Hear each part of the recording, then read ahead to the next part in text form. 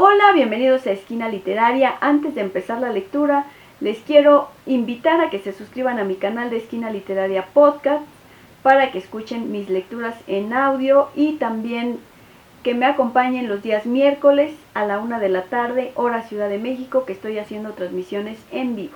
Estamos leyendo la vida de Kierkegaard de este libro, Los filósofos y sus vidas, para una historia psicológica de la filosofía. Esta es la segunda parte y espero que les guste.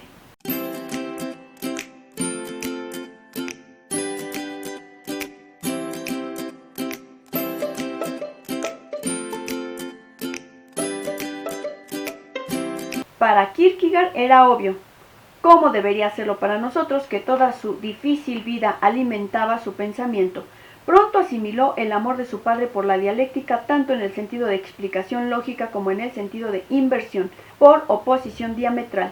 Este era el arte, escribió, que había de convertirse en la ocupación seria de su vida. La dolorosa pero fascinante relación con su padre le transformó en un psicólogo espía de los vericuetos de la naturaleza humana, especialmente de las causas secretas de la melancolía, la culpa, la ira y la negación a vivir, a fin de existir en sí mismo, y sin embargo, mirar dentro de la vida y de otros hombres se convirtió en un doble pensador, disociado de sí mismo y sufriendo al pensar que no podía vivir completamente su propia vida. Escribió bajo seudónimo, pensando sus personajes extraídos de sí mismo, los pensamientos de otros personajes más, y negándose a implicar abiertamente a Kierkegaard en nada de lo que ellos profesaran. Incluso cuando firmó con su propio nombre, siguió siendo el irónico, que se miraba a sí mismo también a distancia. En 1848, Kierkegaard, de 35 años, habiendo ya vivido más de lo que consideraba posible o justo, sintió las conmociones de una metamorfosis.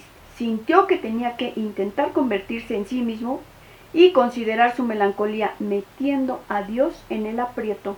La metamorfosis anunciada tuvo lugar el 9 de abril. Toda mi naturaleza ha cambiado, escribió emocionadamente. Mi íntima reserva, mi introversión han desaparecido. Debo hablar. Gran Dios, dame la gracia. A partir de entonces dejó de ocultarse bajo seudónimos para pasar a comunicarse directamente, aunque como he dicho, no siempre sin ironía. La metamorfosis de Kierkegaard despejó su amor y su odio. Su amor, escribió, le liberó de la excesiva preocupación por sí mismo. Hay algo doloroso en la obligación de hablar tanto sobre uno mismo, pero ahora, gracias a Dios, ahora respiro libremente. Ahora siento realmente una urgencia de hablar. Ahora ha llegado el tema sobre el que encuentro inconcebiblemente agradable pensar. Esta relación mía con Dios es el amor feliz en una vida que ha sido de tantos modos perturbada y desdichada, y aunque la historia de esta aventura amorosa, así me atrevo a llamarla, tiene los rasgos esenciales de una auténtica historia de amor por el hecho de que solo uno puede comprenderla completamente y no hay ningún goce absoluto más que relacionándolo con uno solo, a saber, el amado, que en este ejemplo es la persona por la que uno es amado, pero hay también un goce en hablar de ella a los demás. El odio desvelado por la metamorfosis era aquel dirigido contra el cristianismo oficial. El símbolo de este era para él el obispo Münster, a quien se dice que había admirado y estimado entre otras causas, y no la menor, por haber sido el pastor de su difunto padre. A menudo había estado a punto de atacar a este pastor al que apreciaba, pero había conseguido refrenarse. Sin embargo, cuando el obispo murió y otro cristiano oficial, el profesor Martense, lo elogió como un genuino testigo de la verdad, inició una agria polémica contra él, o más bien contra la mentira que para él representaba. Dicho con toda sencillez, deseo, honestidad, dijo Kierkegaard, lo mejor había sido, dijo, que el obispo Münster pudiera haber sido persuadido para que confesase que no había enseñado más que una versión benigna de la verdad, que no comprometía al cristianismo, pero ahora que había muerto sin confesar esta verdad, se había convertido en un hecho irrevocable que sus predicas habían consolidado el cristianismo como un fraude. Kierkegaard comprendía ahora, decía que todos los hombres extraordinarios que le habían precedido aspiraban a la difusión del cristianismo, mientras que su tarea, por el contrario, era poner término a la difusión engañosa del cristianismo y ayudar a deshacerse de una masa de cristianos nominales. Estaría, por tanto, más solo que nadie lo había estado. Hacía tiempo que había llegado a la convicción de que un genio estaba solo en el sentido de estar próximo a la locura. Y ahora él, Kierkegaard, era el que más solo estaba al haberse entregado a una misión religiosa aislante. Pero aunque el amor y el odio de Kierkegaard alcanzaran esta especie de clarificación, a mi juicio, seguían estando inextricablemente mezclados. Esto parece desprenderse de la consideración de su opinión última de que la verdadera identidad religiosa es fácilmente descrita como morbosidad y que de esta morbosidad no es otra cosa que una salud superior. Con esto quiere decir muy explícitamente que el amor a Dios requiere el máximo disgusto posible por la vida. En sus propias palabras, solo los hombres que son llevados a este extremo de disgusto por la vida y son capaces de mantenerse firmes con la ayuda de la gracia de la fe en que Dios hace esto desde el amor, de modo que ni siquiera en los más recónditos vericuetos de sus almas se oculta ninguna duda de que Dios es amor. Solo estos hombres están maduros para la eternidad.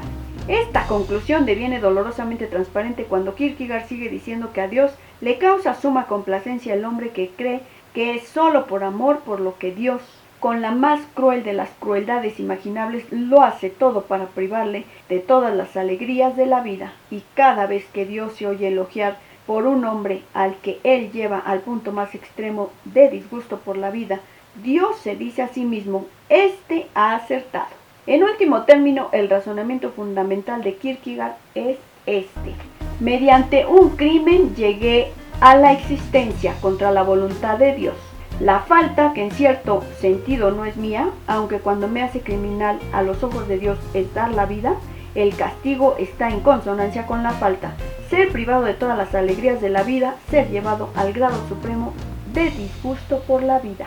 No puedo ocuparme de la posible importancia teológica de tales palabras, pero su significado psicológico es tan claro que apenas necesita ser formulado. Kierkegaard, a fin de cuentas demasiado egocéntrico, justo consigo mismo y polémicamente feroz para sentir pena por él, seguía dominado por su necesidad de justificar y reconciliarse con su anciano padre, triste y culpable.